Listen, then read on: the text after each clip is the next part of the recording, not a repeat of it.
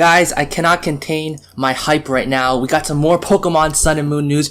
So much news came out today in this new trailer. The first thing we got here are the starter evolutions. Not the final stage, we got the second stage evolution. So the first one is Rowlet's evolution, Dartrix. And I gotta say, I was sleeping on Rowlet before, but he looks clean as fuck. I mean, with that bow tie and stuff like that, he's still grass flying. Very cool design. I'm guessing the Chinese leaks are correct because these middle evolutions look very similar to what the final evolutions will be. So I'm not gonna choose Dartrix or Rowlet as my starter, but he definitely looks clean as hell. Like I'm not even gonna lie. The next one we have is Torracat, which is Litten's evolution. To be honest, I'm not really feeling this one that much. I mean, he's a fire cat. I mean, there's not much you can do with that. He looks okay, but he doesn't really stand out to me. So, I mean, that's just my opinion. You may have a different opinion. The last starter evolution we have is Popplio, which is personally my pick for when I'm going to play Sun and Moon. I don't know about you guys, but everyone's sleeping on Popplio. I love Popplio, and this evolution makes it even more awesome. It's called Brionne, I think. It's a water type. It definitely looks like a female. It's kind of got that Gardevoir thing going right now, you know, where you can't really tell if it's male or female. Yeah, so for this one, it looks really majestic, you know, like it's retaining that like seal look, so I'm guessing the final evolution will still look like a seal. By this middle evolution design, I'm guessing the final evolution looks water and fairy because it just looks too graceful, too feminine not to look like a fairy type. So I'm guessing Popplio's next final evolution will be water fairy.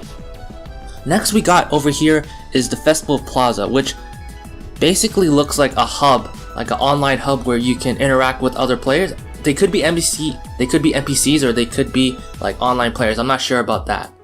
But anyways, in this like Festival Plaza, you're allowed to earn festival coins by filling other players' requests. Not sure if they're NPCs again or they're online players. We'll have to see about that.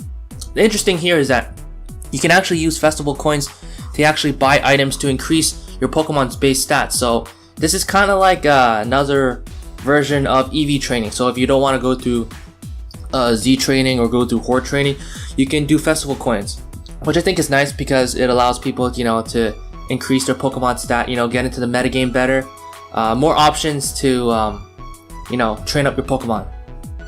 Now next we have here is Pokepelago, which is basically what I first saw this. This was basically Professor Oak's, you know, lab, you know, where Ash takes his Pokemon at the end of every region. They can like play around in the friggin' backyard instead of being stuck in a PC all the time. But it actually has some functional use with this. So the first thing we have here is Isles of Beans, which attracts wild Pokemon that might join your game. Now this is pretty useful. Like if they execute this right, this will be pretty useful. I mean, if you can just keep your Pokemon in your PC and it can attract like rare wild Pokemon and you're able to catch them later on, that'll be really cool. Or maybe they can attract wild Pokemon and they can breed, that'd also be cool as well.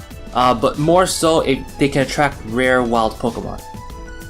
There's also the Isle Aphun, which lets your Pokemon search for valuable items. Now this, I really appreciate this feature because as you can see here, your Pokemon are able to find evolution stones. Now, when I was trying to complete the national dex, it was a pain in the ass to get these evolutions that required evolution stones, and I had to use Z training, and there's only like a 5% chance of getting the stone you want. Well, this, you can just place your PC in the box and they'll automatically try to find evolution stones for you. So that makes like completing the Pokedex a lot easier. So I really appreciate that. The final thing we have here is Isle Evilup, which leaves your Pokemon here for training. Now this is basically the same thing, I guess, as the Festival Plaza, where you can buy drinks which increase your Pokemon's stats. So that's also useful as well. Another option to, you know, train up your Pokemon. Now the trailer also announced that we will have Mega Evolutions back for Generation 7, which is a relief to me. Personally, I thought that Mega Evolutions would be gone this generation because they haven't talked about it at all. Well, finally now in this trailer, 1 month before the game comes out, they finally reveal the Z-Ring also works as Mega Evolution as well, which is pretty awesome. I really would be sad if Mega Evolution did not exist anymore, if it was only a Gen 6 thing, because Mega Evolutions are so cool. I mean, like, you can use them in battle competitively. They have so much use for it. I know, like, it takes up an item slot, but personally I just love the transformations and like the new abilities and stuff. It gives old Pokemon new uses, you know? Like something like Beedrill, which no one uses, you give it a Mega Stone, it becomes Mega Beedrill, it becomes like competent now, you know? So personally, Mega Evolutions for me is a good thing, and I'm happy that it's back in Generation 7. Now another announcement is that Pokemon Sun and Moon will have a special demo version available starting October 18th, 2016. Now I'll definitely try this demo out, and I'll probably put this up on my channel as well, so subscribe if you want to see that. But in this demo, we actually see we're going to be traveling with Greninja, and apparently if you, I guess, battle enough, Greninja activates its battle bond, and it can actually transform into Ash-Greninja from the anime. Now I don't know why they named it Ash-Greninja, because I mean your trainer's not going to be called Ash, so I don't know why it's called Ash-Greninja, but this is so freaking cool. I mean, like, Ash-Greninja's my boy. He's my boy from the anime. I loved him when I saw the first transformation. I still love him. You disappointed me in the Kalos League finals, man, but I still love you. And hopefully he gets to stay in the Alola region for Pokemon Sun and Moon, but if he doesn't, at least he has a spot in the game, and I'm really happy about that. I don't know why they didn't just name him Mega Greninja. I don't know why they have him called Ash-Greninja, probably just to, you know, draw parallels with the anime, but I'm super hyped about this. I can't wait to play Ash-Greninja in the freaking game, man! And also, you can transfer Ash-Greninja into the full version of your game, which is so cool. Hopefully, with this Ash-Greninja, I don't know how this Ash-Greninja is differentiated by other Greninjas. Does it have a special item? Does it need like a special move? Probably requires Water Shuriken or something. So hopefully, if like you get the Ash-Greninja from your demo version, bring it over to your main game. Hopefully you can breed that Ash-Greninja to get a Froakie that is also capable of transforming to Ash-Greninja. If that's the case, then oh my god, Ash-Greninja is gonna be a beast in Ubers. I'm telling you, because Greninja right now is already in Ubers because it's too strong. It's too strong, man.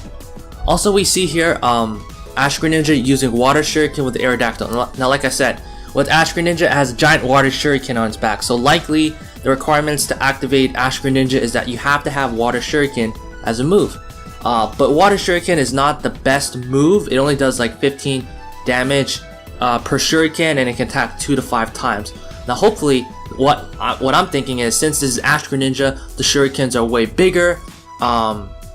When you transform to Ash-Greninja, Water Shuriken damage actually doubles. That's what I'm thinking. So since it's a bigger Shuriken, instead of doing 15 damage, it actually does 30 damage per Shuriken, which makes it a lot more viable. So that means if you can only hit 2 times, that does 60 base power, and if you hit 5 times, that's 150. So that could be a really good move if they up the power of Water Shuriken in Ash-Greninja form, that is. Anyways, that's all we have for the Pokemon Sun and Moon news. I'm super excited. I'm going to be getting the demo, and I'm going to be getting the game. I'm going to be choosing Popplio as well. What do you guys want? What do you guys are going to choose for your starters? What do you think of this news? Let me know in the comment section below. Make sure to subscribe, and I'll see you guys next time. Peace.